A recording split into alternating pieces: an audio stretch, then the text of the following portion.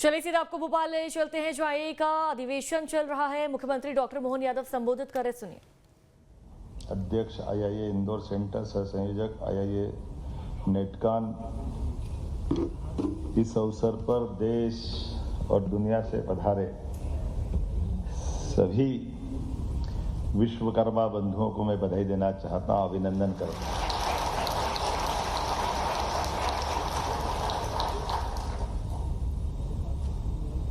यहाँ जब मैं आपसे बात कर रहा हूँ, कई कारणों से आपकी इस ट्रांसम का ये जो आयोजन है, भारतीय वास्तुकार संस्थान के इस आयोजन में मैं मिश्रित रूप से बोलना चाहूँगा। कुछ यहाँ की संस्कृति की भी बात करूँगा, कुछ आपकी भूमिका की बात करूँगा। बदलते दौर में आज हम जिस जगह पे हैं, आपकी जो महत्ता है, अतीत के कालक्रम में भारत के माध्यम से भारत की जो भूमिका है, ऐसे कई अवसरों को जोड़ करके जब हम देखते हैं तो कुछ प्रश्न भी उठते हैं, कुछ प्रश्नों के उत्तर भी मिलते हैं, कुछ अनुत्तरित भी रह जाएंगे, कुछ आपके लिए भी जिज्ञासा समाधान कराने के लिए कुछ मैंने अभी पूछा है कि आप किस किस प्रकार से 2-3 दिन का समय आपने क्या प्लान बनाया है। तो मुझे मालूम पड़ा कि एक तो आप महाकाल की भस्मारती सब करना चाहते हैं, तो मैं महाकाल से आपको बैठे बैठे यहीं मिलाने का प्रयास करता हूं। आप सबके अंदर कालों के काल महाकाल, जिसके हम सब पुत्र हैं, पुत्रियां हैं, ये जो जीवन हमारा है, ये जीवन जब आप परसों भस्मारती जाके देखोगे, मैं जीवन दृष्टि का थोड़ा सा लघु रूप बताने का प्रयास करूंगा। वस्तु तो हमारा सबका जन्म कब हुआ, हम साल से महीने से गिनते हैं, लेकिन ये अधूरा है। हम सबका जीवन एक एक सांस से बंधा हुआ है। एक सांस अंदर से बाहर नहीं आएगी तो यही हमारे लिए महाकाल ने समय नियत कर लिया, इससे आगे किसी के पास समय है नहीं। तो हर सांस से हमारा जन्म समय है, हर सांस से हमारा जीवन है। हम इस सांस के बाहर कहाँ हैं? और सांस है तो विश्वास है, और इसीलिए हर एक का जन्म से मृत्यु के बीच का जो समय है, ये काल का समय है, और यही सच्चे अर्थों में महाकाल का समय है। ये हमको जीवन में परमात्मा ने यश दिया है। इसलिए अब हम वास्तुकारों के बीच में जाएंगे, रूपांकरों के बीच में जाएंगे, रूप को देखने जाएंगे।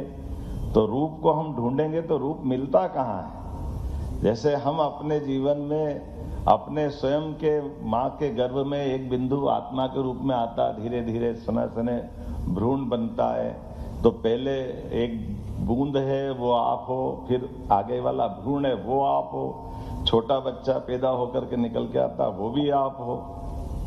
जवानी की दहलीज पे कदम बढ़ाता हुआ शरीर दुनिया के तमाम सपनों पे विजय पाने की आकांक्षा, इच्छा लिए आगे बढ़ कर के एक पूरी दुनिया में मेरे से ज़्यादा समझदार कौन है, मेरे से ज़्यादा पुरुषार्थी कौन है, सब दुनिया के सपने समेटे हुए, वो भी वही रूप है जो माँ के गर्भ में है। और चिता की आने वाले कल की भस्म भी वही है। सत्य ढूंढते रहेंगे, यहाँ है वहाँ है वहाँ है, लेकिन ना यहाँ है ना वहाँ है। रूप निराकार है, ये कालों के काल महाकाल है। हम सबके जीवन में इनका रोज दर्शन होता है।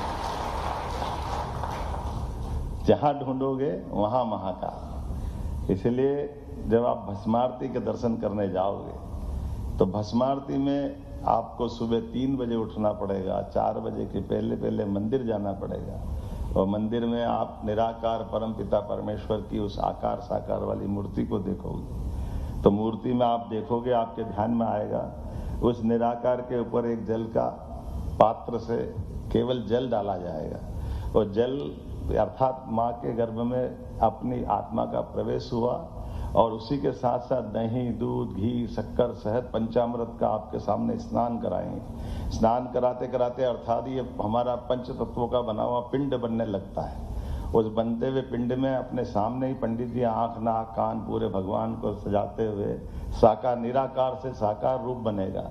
और साकार रूप बनते बनते ही आपके सामने वापस स्वाभा कीर्ति एक अच्छा ताप वाला स्वरूप बना और फिर उसी के साथ साथ भगवान के उस बने हुए स्वरूप के ऊपर सभी प्रकार के आभूषण वस्त्र श्रृंगार करते हुए आनंद के साथ पूर्ण यौवन की तरफ आदमी जब जिस प्रकार से अपने जीवन में एक अलग प्रकार का स्थान पाता है और ऐसे में जैसे ये बन के तैयार होता उसी समय वापस भस्मीभूत से संसार में हम सब जानते हैं कि जब ये पृथ्वी नहीं थी तब भी आग का गोले से निकलने वाली राख से जो पृथ्वी बनी है और राख से आपका परिचय कराने का महाकाल के ऊपर उसको भस्म बोलते हैं। उसके बाद धूमधाम से आरती होगी, वो भस्मारती है।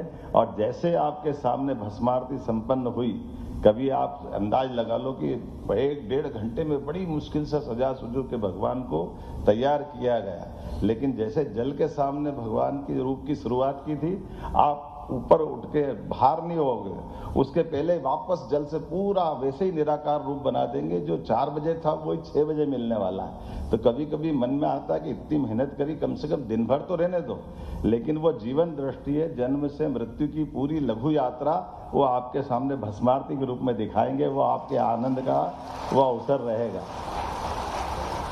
वो जीवन दृष्टि हमको दिखाई देगी कि इस संसार में जो जन्मा है वो सब एक बार जन्म के बाद उसका जन्म सदैव मृत्यु की ओर दौड़ते हुए है। स्नान कराते कराते अर्थात ये हमारा पंच तत्वों का बना हुआ पिंड बनने लगता है। उस बनते हुए पिंड में अपने सामने ही पंडित जी आंख नाक कान पूरे भगवान को सजाते हुए साकार निराकार से साकार रूप बनेगा और साकार रूप बनते बनते ही आपके सामने वापस स्वाभा कीर्ति एक अच्छा ताप वाला स्वरूप बना और फिर उसी के साथ साथ भगवान के उस बने हुए स्वरूप के ऊपर सभी प्रकार के आभूषण वस्त्र श्रृंगार करते हुए आनंद के साथ पूर्ण यौवन की तरफ आदमी जब जिस प्रकार से अपने जीवन में एक अलग प्रकार का स्थान पाता है और ऐसे में जैसे ये बन के तैयार होता उसी समय वापस भस्मीभूत से संसार में हम सब जानते हैं कि जब ये पृथ्वी नहीं थी तब भी आग का गोले से निकलने वाली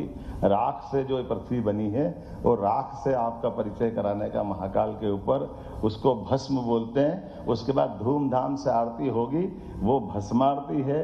और जैसे आपके सामने भस्मारती संपन्न हुई, कभी आप अंदाज लगा लो कि 1-1.5 घंटे में बड़ी मुश्किल से सजा सुजू के भगवान को तैयार किया गया, लेकिन जैसे जल के सामने भगवान की रूप की शुरुआत की थी, आप ऊपर उठ के बाहर नहीं होगे, उसके पहले वापस जल से पूरा वैसे ही निराकार रूप बना देंगे। जो 4 बजे था वही 6 बजे मिलने वाला है। तो कभी कभी मन में आता है कि इतनी मेहनत करी, कम से कम दिन भर तो रहने दो, लेकिन वो जीवन दृष्टि है। जन्म से मृत्यु की पूरी लघु यात्रा वो आपके सामने भस्मारती के रूप में दिखाएंगे। वो आपके आनंद का वो अवसर रहेगा। वो जीवन दृष्टि हमको दिखाई देगी कि इस संसार में जो जन्मा है वो सब एक बार जन्म के बाद उसका जन्म सदैव मृत्यु की ओर दौड़ते हुए है।